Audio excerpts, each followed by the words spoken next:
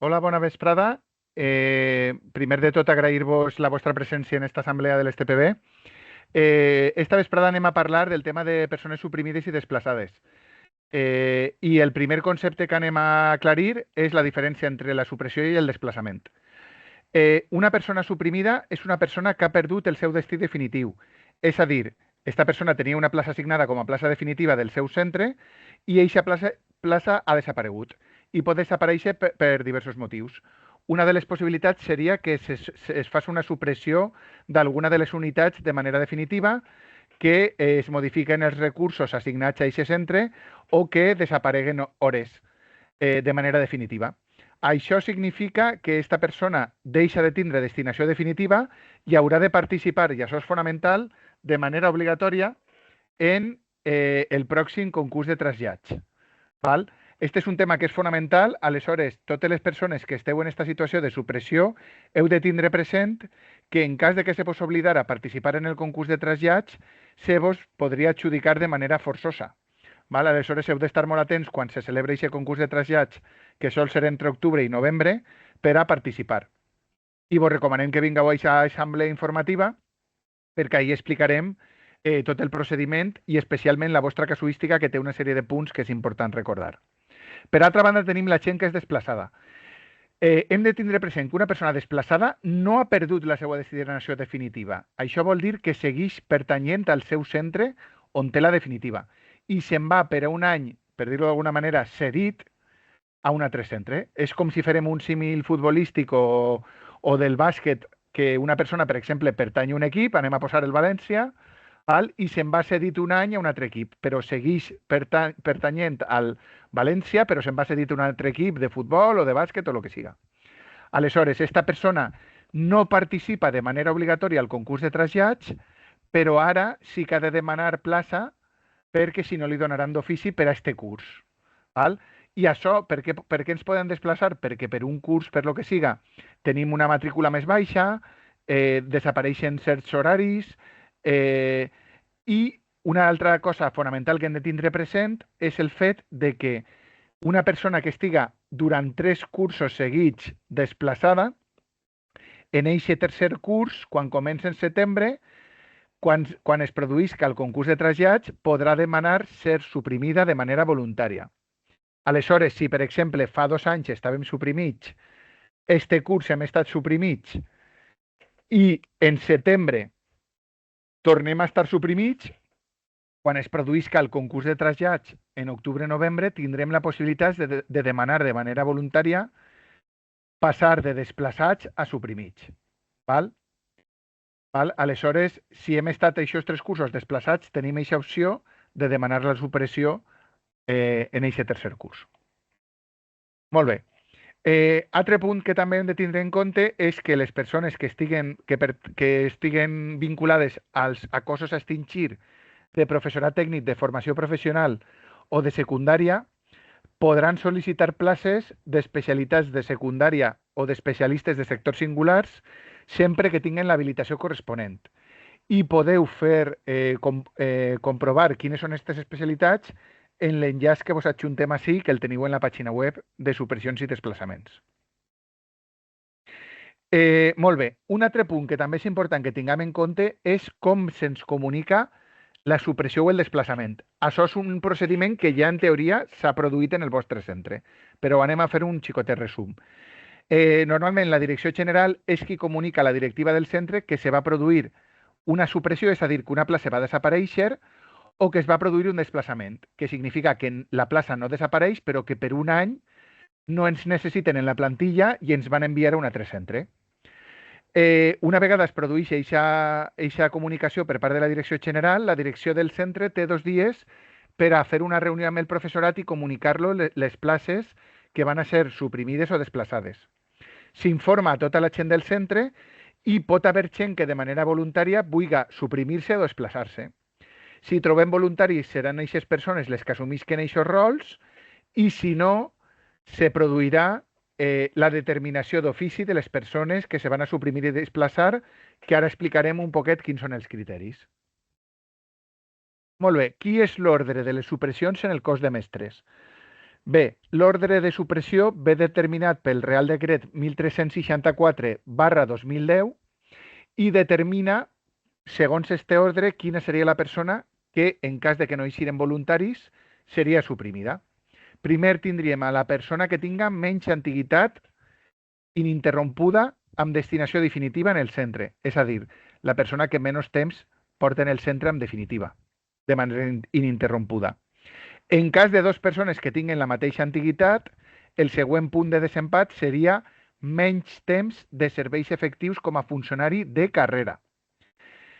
En cas de que també hi haguera empat en aquest apartat, passaríem al següent, que seria any més recent d'ingrés al cos. I per últim tindríem, en cas de ser el mateix any, menys puntuació en el procediment selectiu. Val?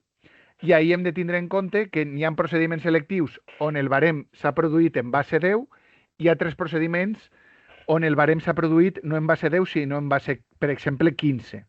Aleshores, al final, si estem en un procediment on el barem no s'ha produït en base 10, el que haurem de fer és fer una regla de 3 per a traduir la nota que jo tinc en aquest procediment amb altra nota màxima per a que quede ponderat a base 10, per a que totes les persones que tinguin la puntuació es puguen comparar en cas de que arribem a este quart punt de desempat. Ara passem ja a l'altre grup, no? Que serien tota la gent que pertany a altres cossos que no siguin mestres. Així n'hi ha una novetat que és del curs passat que és important que la comentem. En el punt 1 passem a la mateixa situació que en mestres. Abans aquesta situació era diferent, no vaig entrar en l'anterior situació perquè així ja ens adaptem a la nova i ara en la nova situació el primer punt de desempat seria la persona que menys antiguitat tinga de manera ininterrompuda amb destinació definitiva en el centre, és a dir, igual que ha passat en el cas de mestres. Val? El segon punt seria també el mateix, serien serveis efectius prestats com a funcionari de carrera. El tercer punt de desempat seria any més recent d'ingrés al cos. Val? El quart punt és un punt singular perquè en aquest cos sí que tenim la possibilitat de que n'hi hagi gent que hagi assolit la categoria de catedràtic. Això també seria un punt de desempat així, la persona que fora catedràtica aniria per davant. I per últim tindríem la persona que menys punts haurà tingut en el procediment selectiu. I així tenim, veureu que tenim entre parèntesis això que diu sobre 10 i això ho hem de tindre en compte en els dos casos. Per què? Perquè en la majoria de convocatòries sempre s'ha valorat sobre 10, però sabeu que n'hi ha hagut una sèrie de convocatòries on la puntuació del procediment selectiu no ha sigut sobre 10, sinó que ha sigut sobre altre valor, que per exemple el concurs de mèrits, si jo no recordo malament, va ser 15 punts. Val? En casos en què el nostre procediment no s'ha valorat sobre 10, sinó que s'ha valorat sobre altra xifra màxima, que siguen 12, 13, 14, 15, el número que siga, s'ha de fer una regla de 3. Val? Si una persona sobre 10 tenia un 7, vale? Pues anem a veure en una persona que igual té, jo què sé, 9 punts, però sobre 14, pues hem de veure aquesta puntuació en regla de 3, a què equivaldria a la mateixa puntuació en base 10. Val? Aleshores, tingueu la puntuació que tingueu, si esteu en una convocatòria on el número de valoració no ha sigut 10, sinó que ha sigut un altre número, s'ha de ponderar per a reconvertir-lo a base 10. Val? Molt bé. Després, criteri d'adjudicacions, val? Provisionals. Bueno, això és un poquet lo que estàvem comentant, no? Lo primer, en el cas de persones suprimides, com es desenvolupa aquesta adjudicació provisional? Doncs el primer criteri és l'any més antic de supressió. Per això està comentant Josep que quan vegeu el llistat apareixerà l'any en què la persona ha sigut suprimida, perquè és l'única manera de tindre clar aquest primer criteri. Val? Després, el segon criteri, en cas d'igualtat, seria ser catedràtic en el cas de cos de secundària. Per això diu si és el cas. Secundària i altres cossos. Val? Després tindríem la major antiguitat en el cos, val? Igual que hem vist abans. Val? I després tindríem l'any més antic d'ingrés, és a dir, en l'any en què va accedir la persona i la major puntuació obtinguda en el procediment selectiu, val? Que s'aplicaria un poquet el que acabem d'explicar abans. Val? Molt bé. Què és el que passa en el cas de desplaçaments? Doncs en el cas de desplaçaments el primer punt desapareix perquè com no tenim antiguitat de supressió, sinó que el desplaçament, tal com ha explicat Josep, pot ser que un any estigués desplaçat i un altre no, val? Perquè aquest any n'hi ha hagut més natalitat o perquè aquest any n'hi ha més demanda de professorat de lo que siga i tu tens plaça i no t'has de desplaçar, doncs així el primer criteri seria el cas de ser... No s'acumulen. Encara que l'any passat estigueres desplaçat, no te dona ningú avantatge enguany. Exactament. O sigui, l'únic cas on s'acumula i se compta l'antiguitat seria en la supressió.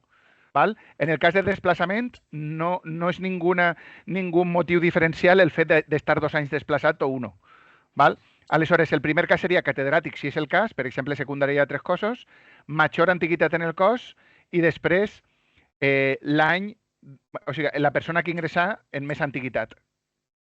Val? I ja en cas de desempat, major puntuació en el procés de selecció. Perfecte. Després tindríem el criteri d'adjudicació definitiva, val? Que com vegeu, el criteri d'adjudicació definitiva, en el cas del cos de mestres, tindríem en primer lloc la major antiguitat en la destinació definitiva en el centre, després el major temps de serveis efectius com a funcionari de carrera i, per últim, any d'ingrés i major puntuació en el procediment selectiu. Toni, em permets un moment? Sí, clar. Mira, és que el que vull és que deixem molt clar que ara el que estem parlant és reincorporar-te al teu centre. És a dir, tu has perdut la teua destinació definitiva, està suprimit, però existeix la possibilitat, que és el que estava jo explicant al principi, de que recuperes la teua destinació definitiva, lògicament en el centre del que t'han suprimit, no pot ser en un altre centre. Aleshores, està parlant de quin seria el criteri per a determinar si hi haguera més d'una persona en l'especialitat, qui aniria davant per a recuperar la seva destinació definitiva en el centre del que el van suprimir. En cas de que ara eixira una plaça nova que quedara lliure com a definitiva i la poguera ocupar aquesta persona suprimida. Això és superimportant el que acaba de dir Josep, ¿vale? Perquè així estàvem parlant de les adjudicacions en el cas d'una plaça per a un any, per a un desplaçat o per a un suprimit, però així estem parlant en cas de que se te poguera adjudicar una plaça definitiva, ¿val? Que és la puntualització que ha fet Josep, que jo crec que és molt important que la tingueu en compte. Val. Després, quan en compte d'estar parlant del cos de mestres, parlem de la resta de cossos, secundària i altres cossos, tindríem primer major antiguitat en la destinació definitiva, després any més antic d'ingrés, després pertinença al cos de catedràtics i, per últim, la major puntuació en el procediment selectiu. Molt bé. Ara, respecte a lo que estava comentant, Josep, de la possibilitat que tenim, val?, de reincorporar-nos al nostre centre d'origen. Això seria... Però ara estem parlant dels desplaçats. Sí, exactament. Ara estem parlant d'una persona que en teoria està desplaçada, però en tot este procediment de desplaçament, finalment, per lo que siga, imaginem que n'hi ha una matrícula sobrevinguda que fa que s'hagi d'habilitar una aula que a priori no s'anava a habilitar, val? Apareixeria a meitat del procediment una nova aula que generaria la possibilitat d'una nova plaça en la qual la persona desplaçada tindria la possibilitat de quedar-se. Aleshores, si sorgira eixa vacant que acabem d'explicar, en el centre d'origen, la persona afectada, encara que hagi triat ara altra plaça, podria retornar a la seva destinació originària.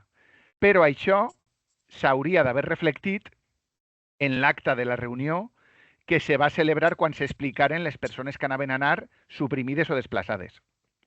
En cas en què en aquesta acta no s'hagi reflectit aquesta informació, sí que seria fonamental parlar en l'equip directiu per a que es poguera d'alguna manera comunicar això a Conselleria i, si encara fora possible, encara que no estiguera en l'acta, que es poguera utilitzar aquest dret a tornar a la teua plaça originària en cas de que fora possible. Si ja no és possible perquè Conselleria considera que al no estar en l'acte no es pot donar aquesta casuística, doncs en aquest cas anirem desplaçats un any al centre que triarem ara en les destinacions.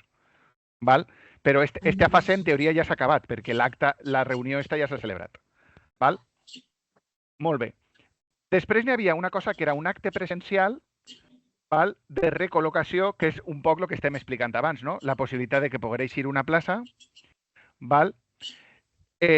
i això ara s'ha substituït este acte presencial per un procediment telemàtic. En este procediment telemàtic, les persones que han sigut suprimides podien obtindre una recol·locació, que és el que ha comentat Josep, eixa possibilitat de que poguera eixir una nova plaça definitiva en el centre, de manera que tu, encara que estàs suprimit, pogueres assolir eixa nova plaça per a no anar-te'n del centre. Val? I on se te podria recol·locar? En qualsevol de les especialitats que tu tingueres habilitades. Anem a posar una altra vegada l'exemple que ha posat Josep d'una persona, per exemple, que ha sigut suprimida, per exemple, per infantil, però aquesta persona té també habilitada primària. I pel motiu que siga, ara apareix una nova plaça de primària, que ningú altre company del centre la reclama ni l'agafa, tenim la possibilitat de ser recol·locats amb definitiva nova en eixa plaça. Val? Però això ha d'estar indicat en la petició telemàtica, que ara després ho comentarem. Val? Molt bé. Ara anem a comentar breument el que és el calendari orientatiu. Vale? El calendari orientatiu marca que el 29, que seria avui, eixirien llistats definitius. Del 29 a l'1 haurien de presentar la presentació telemàtica de sol·licituds, fonamental presentar-la, val? Perquè si no ens adjudicaran, val? D'ofici.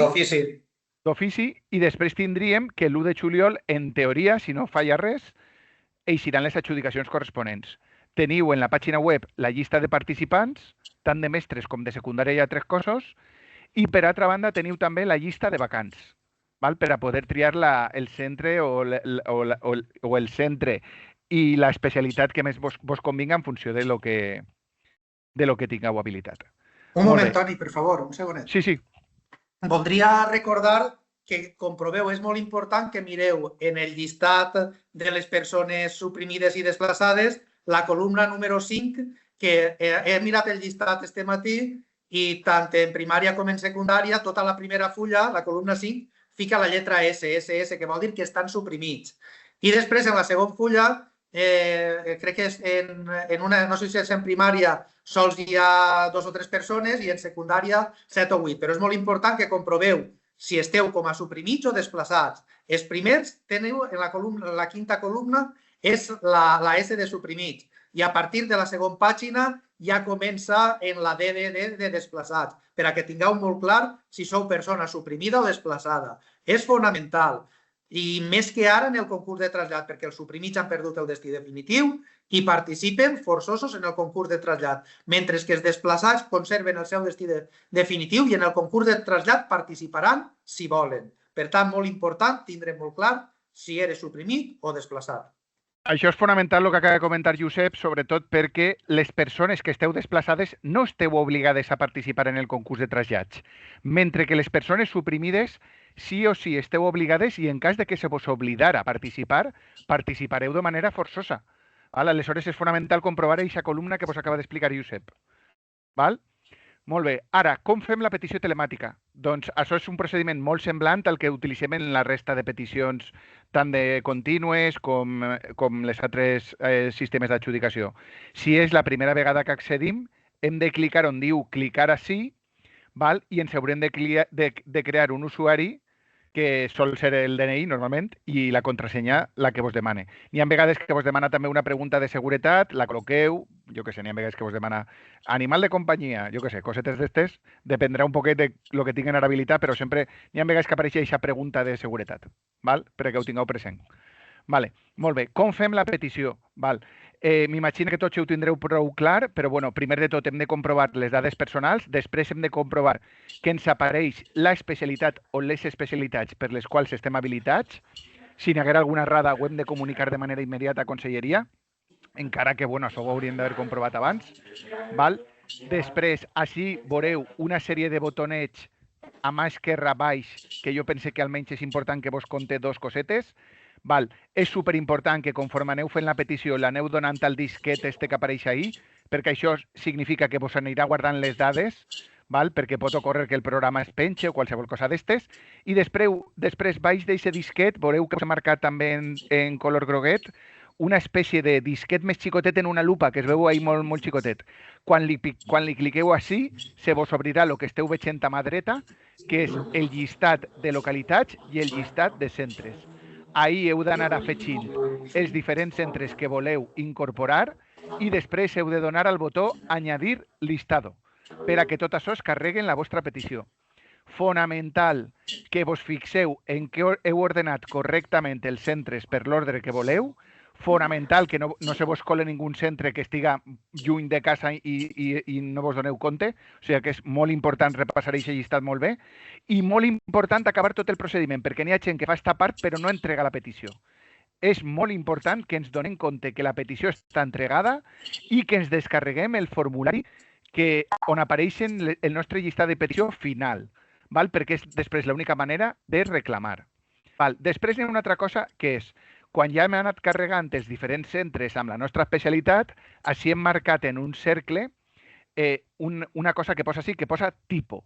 Vale? En tipo veureu que posa pro o def, que vol dir o provisional o definitiu. I així n'hi ha 3 cosetes que hem de tindre presents. Vale? Si mireu a mà esquerra, així estaria un exemple, un pantallazo de les nostres peticions. Pues ha demanat un centre que és el Villarroya, un altre que és un centre de Castelló, un altre... Bueno, n'hi ha una sèrie així de centres, totes per educació física, i en totes ha col·locat pro. Vale, molt bé. Has de posar def si vols quedar-te la plaça per eixa especialitat. Val? Molt bé. Després, això què vol dir? Que si eixira una plaça, si jo estic suprimit i eixo una plaça per la meva especialitat o per una altra especialitat que tinc habilitada en el meu centre, si crea eixa fila i pose def, vol dir que si queda eixa vacant lliure, jo me la podria quedar com a suprimit i passaria una altra vegada a tindre plaça definitiva. Val? Després, puc també crear-me una doble fila, és a dir, duplicar el centre i en una posar def i en una altra pro. Què significa? Que si quedara una plaça definitiva me la quedaria jo, però en cas de que no quedara ninguna plaça definitiva en vacant, almenys si eixira una provisional que no fora vacant, també me la podria quedar jo en el mateix centre meu. I això significaria que duplique aquest centre posant pro i def. Vale. Puc fer això amb la resta de centres que no són el meu? Pots fer-ho, però no serveix per a res. O sigui, tu només tens dret a demanar la de def, o sigui, definitiva, en una plaça del teu centre, bé siga de la teva especialitat o d'alguna altra especialitat per la qual estigues habilitat. En la resta de centres que no siguin el teu, només podràs posar l'opció pro. Val? Molt bé. I després el que he comentat, superimportant que no ens quedem així. Hem de passar a l'última pantalla, guardar i continuar i entregar la petició. Quan entreguem la petició, se ens descarregarà un justificant on apareix els centres que he demanat per l'ordre que he demanat i este document és fonamental. Sense aquest document no es pot fer cap reclamació perquè conselleria és com si no haguérem fet la petició. Val? I després que tingueu molta cura fent la petició i si vos equivoqueu, pues, comptarà l'última petició feta. Val? I amb això m'ha acabat.